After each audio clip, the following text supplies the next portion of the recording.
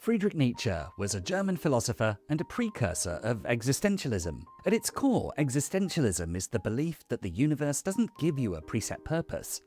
Instead, you're responsible for creating your own meaning through the choices you make and the actions you take. That kind of absolute freedom can be terrifying, though. To avoid the heavy lifting of figuring out who they are, most people look for a shortcut to feel like their lives matter. For centuries, that shortcut was religion. It gave people a ready-made rulebook and told them exactly how to live. But with the rise of modern science and secular thinking, society stopped relying on divine authority to dictate right from wrong. We've effectively outgrown it. This is why Nietzsche famously declared, "God is dead." He didn't mean that a literal deity had died. He was pointing out that society had moved past religion. Nietzsche warned that when you suddenly rip away a traditional belief system that gave billions of people absolute truth, you leave behind a dangerous, empty void. We weren't ready for that kind of spiritual vacuum. Society's been trying to fill that empty space with new secular idols like extreme nationalism, rigid political ideologies, and scientific misinformation. And on top of all of that, there's money and consumerism. Instead of building true character or facing the void, money became a cheap substitute for an inner life, allowing people to measure their worth by what they own rather than who they actually are. Nietzsche didn't think money was inherently evil, but he warned it's dangerous unless it belongs to a free spirit. That is to say, someone with the mental strength to use wealth as a tool for creativity, rather than letting their possessions control them. Without that internal grit, money just makes you soft and distracted. So in this video, we're going to break down 5 things you should never buy based on Nietzsche's philosophy to help you step away from modern distractions and build your capable, extraordinary self. Number 1. The herd aesthetic. Imagine a person standing in a store looking at a watch that costs more than their car. They don't particularly love the design, and they know it won't make them more productive, but they feel a silent pressure to buy it, a feeling that if they own it, they'll finally belong to a certain class of people. Nietzsche would say that this person is caught in a psychological trap that started thousands of years ago. He believed that there are 2 basic ways humans decide what is good. The first framework is master morality. This is the mindset of people who are independent, ambitious, and internally driven. They don't wait for society to tell them what matters, and they admire values like strength, excellence, discipline, and creativity. The second framework is slave morality. According to Nietzsche, this emerged among people who lacked that same inner strength. Unable to compete directly with the masters, they developed resentment. Instead of becoming powerful themselves, they redefined power, branding whatever qualities the masters admired as immoral. Their confidence was called arrogance. Ambition was called selfishness. Meanwhile, obedience, weakness, and conformity were praised as virtues. This second mindset created the herd, which is a group that finds security in being exactly like everyone else. In the herd, blending in is rewarded, while standing apart becomes risky. This slave morality didn't stay in the ancient world, however. Over time, it became organized and institutionalized, forming the very architecture of modern life. From childhood, we're quietly trained to seek external validation. A child learns that they're valuable when they receive praise, grades, trophies, likes, rankings, or approval. Schools compare them to others. Jobs assign them salaries that become measures of worth. Advertising constantly reinforces the same message: you are incomplete. But this product can complete you. Over time, many people stop asking themselves who they are and instead ask the herd. And the crowd gives a simple answer: you are what you own. Most people around you, your colleagues, your neighbours, your friends, they're all operating from the same need for outside validation. They don't know their own worth, so they borrow it from brands. The logic, unconscious as it is, runs something like this. If I wear a valuable brand, some of that brand value will transfer onto me. Nietzsche's point was that people often use possessions to cover insecurity. Whereas building a powerful character takes years of hard work, buying a luxury item takes an afternoon. It's a shortcut, an attempt to look successful without the discomfort of actually becoming successful. Consider a young professional who lands their first real salary. Rather than investing it, they spend a huge chunk on a designer bag that they carry to the office every day. Now, they don't love the bag. They just love the moment a colleague notices it, that brief flicker of recognition, because that flicker tells them that they've arrived. Without it, they aren't actually sure if they have. When you buy something purely to look the part, you're paying a psychological toll, handing over hard-earned money just so the herd will accept you. It's a silent admission. I'm not enough on my own, so please look at this expensive thing instead. And to Nietzsche, this is a waste. Nietzsche's answer to this power trap was the will to power. A master's mindset focused on improving yourself, getting better at your craft, and building your values from within instead of borrowing them from the crowd. An expensive watch bought only to look successful is mostly for other people to see. It exists purely to create an image. But a camera bought by someone serious about filmmaking, or tools bought by someone trying to master a craft, serve a different purpose. Those purchases help a person improve their abilities and build something real. One kind of spending is about fitting in, the other is about becoming better than you were before. So to practice this will to power, before buying something mainly for status, pause and ask yourself, if no one ever saw me with this, would I still want it? If the answer is no, you're not buying a product, you're buying a mask and funding the herd's approval of you. The price is your own independence. In Nietzsche's philosophy, every time you invest your money into your craft, your skills, your discipline, or your growth, you move a little further away from the herd mindset and closer to being your own extraordinary self. Number 2. Anesthetics for the soul. Nietzsche argued that the two great narcotics of European civilization were alcohol and Christianity. In his view, both served exactly the same purpose. They gave people an escape route so they wouldn't have to sit alone with their own restless thoughts. They were tools used to numb the inner tension that actually forces humans to grow. Today, this numbing system has evolved into a massive modern industry. Think about how we spend money to avoid silence. The streaming subscriptions, 5 different services, most of which you barely watch, but you keep them because they ensure you never have to face a silent room. There's the food delivery, not ordered out of hunger, but as a comfort to soothe the sting of a day that felt stagnant. And then there's online shopping, the quick dopamine hit of a purchase confirmed notification to provide that small victory on a day that offered no real ones. And then there are the substances. The alcohol or tobacco or more at the end of the day. It's rarely about the taste. It's about the quiet it brings to a mind that is currently screaming for change. Nietzsche understood that the gap between who you are and who you could be is painful. That gap creates a specific, itchy dissatisfaction, but that discomfort is not your enemy. It's the most honest thing about you. Every time you feel that urge to do something more, your potential is knocking, signaling that your current life is too small for what you're capable of. This isn't a problem to be solved with a credit card, it's a signal to be followed, and following that signal is hard. It requires sitting in that discomfort without reaching for a distraction. Think of someone who's wanted to start a business or learn a difficult skill for years. Every evening they feel the pull of that project, and every evening they use a drink or a screen to make that pull go away. 5 years pass. The anesthetic didn't dissolve the tension, it just deferred it with interest. Now the person is 5 years older, 5 years further from their goal, and the itch has turned into a heavy sense of regret.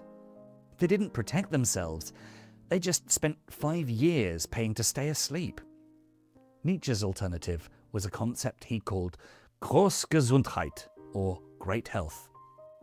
To him, health wasn't the absence of pain, it was the ability to use pain as fuel. This is the true meaning behind his famous line, "What doesn't kill me only makes me stronger." He meant that if you stop running from your suffering and start engaging with it, suffering becomes the raw material for personal transformation. The Nietzschean alternative to spending on anesthetics is reallocation. It means taking the money you spend on checking out and putting it towards things that demand you show up.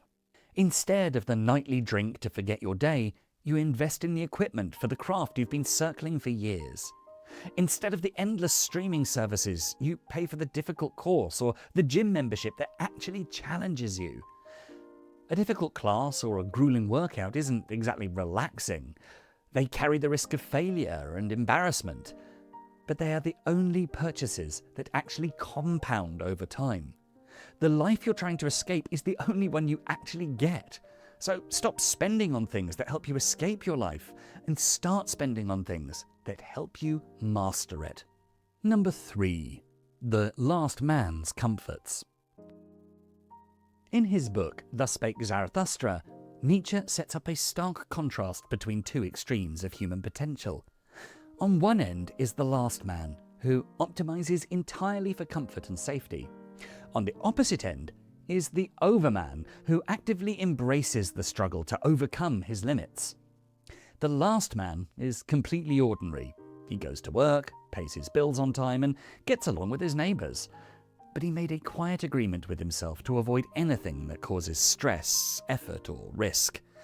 He chose predictability.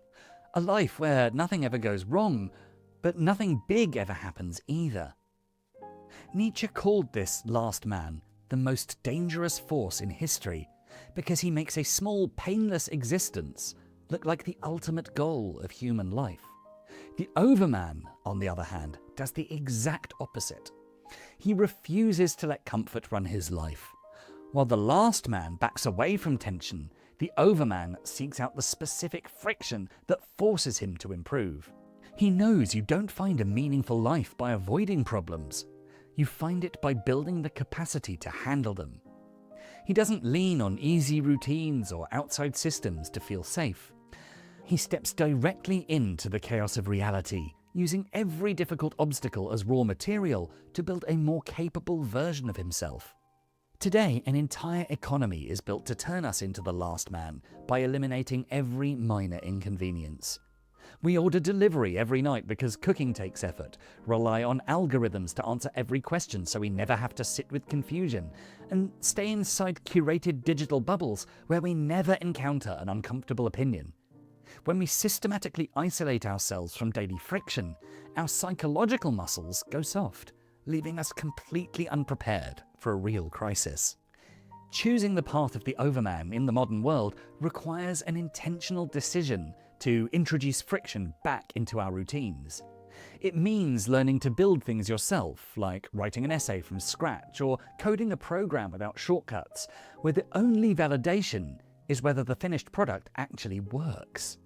It means putting yourself in situations where you're a total beginner, whether that involves traveling to a place where you don't speak the language or directly addressing a messy relationship conflict instead of letting it quietly sit beneath a polite, comfortable surface.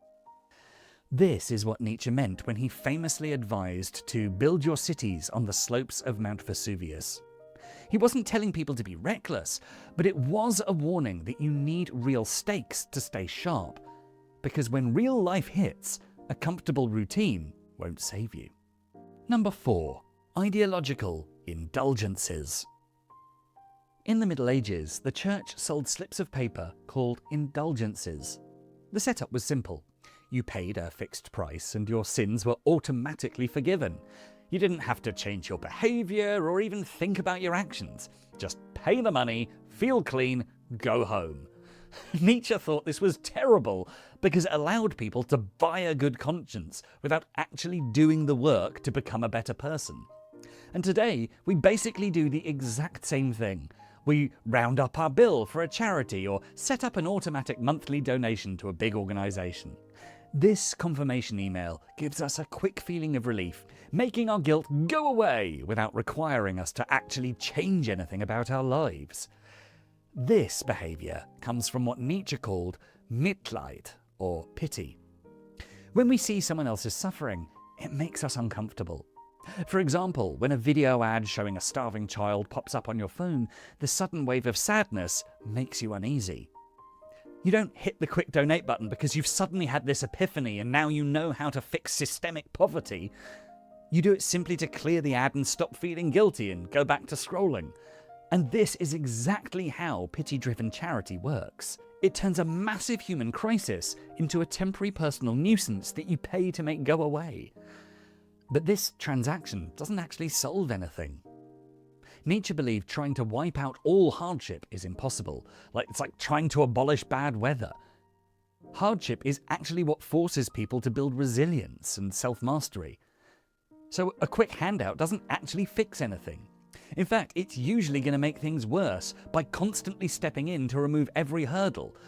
In doing that, you take away a person's chance to learn how to stand on their own.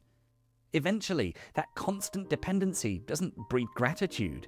It breeds a quiet, heavy resentment towards the giver, who basically use their struggle just to feel like a good person. Secondly, even if people want to donate, they rarely choose their own values. They simply pick up the beliefs of their family or friends to avoid standing out. Giving money just to match what your social circle expects to shut off a vague sense of guilt means you're letting other people make your moral choices for you. The alternative is to step back and think for yourself. You can do this one by asking one straightforward question. Would I still give this money if the donation was completely anonymous and I could never tell a single person? This simple filter forces you to look honestly at your real motives, completely separate from what other people think. Once you ignore the social pressure around giving, your approach changes. It's no longer about guilt, obligation, or appearances. You stop giving money just to feel better about a problem, and instead focus on practical ways to help people become independent. That could mean paying for someone's education, funding technical training, or supporting a specific project or archive. The goal shifts from temporary relief to giving people tools that can actually improve their situation and make them self-reliant. Giving becomes a conscious decision to put your resources where they can have a clear impact. Number 5. Cheap education. There's a particular kind of person who's read every summary of every important book, but has never actually changed. They know the framework from Atomic Habits. They know the key ideas from Thinking Fast and Slow. They've watched the animated version of self-help books on YouTube. They can hold a conversation about almost anything for about 4 minutes before the surface detail runs out. And underneath all of it, they're exactly who they were 3 years ago. Same fears, same limits, same ceiling. Nietzsche called such a person a culture philistine. Someone who collects the symbols of an intellectual life without ever doing the work that real learning requires. To him, true education meant transformation, not just acquiring information. If you finish a book or a course without changing, you haven't learned anything, you've just been entertained. Nietzsche noted that genuine wisdom is hard-earned, or as he put it, written in blood. It demands time, certainty, and the dismantling of old habits. It comes from working through difficult ideas, rereading things until they make sense, and staying with something long enough to become capable at it. The process is slow and often frustrating. There is no clear reward, public recognition, or milestone to show off. But that kind of learning is what actually changes a person. Imagine 2 people trying to build a business or to learn something. The first buys every course, collects certificates, and continuously consumes content, always believing they need one more piece of information before they can start. The second finds the hardest version of the work, a dense textbook or direct, messy practice, and stays with it until it makes sense. 5 years later, the first person has a long list of credentials, while the second has actual capability. The difference is simply the type of difficulty each person is willing to pay for. Cheap education gives people the feeling of growth without forcing them to change in any real way. Whereas real learning usually feels slower and harder. It takes time. It's frustrating. It means you have to introduce real friction into your routine. Instead of skimming summaries, you read the original, unedited text, the dense book, and force your brain to do the heavy lifting of interpretation. For every new concept you take in, you stop and apply it in the real world for a week before moving on to the next piece of information. So build a piece of furniture, code a simple program from scratch, or write an essay. The only measure that matters is whether the result actually works. None of that feels exciting in the moment, but those experiences change a person over time. That is the kind of knowledge that stays with you and becomes part of how you think, work, and live.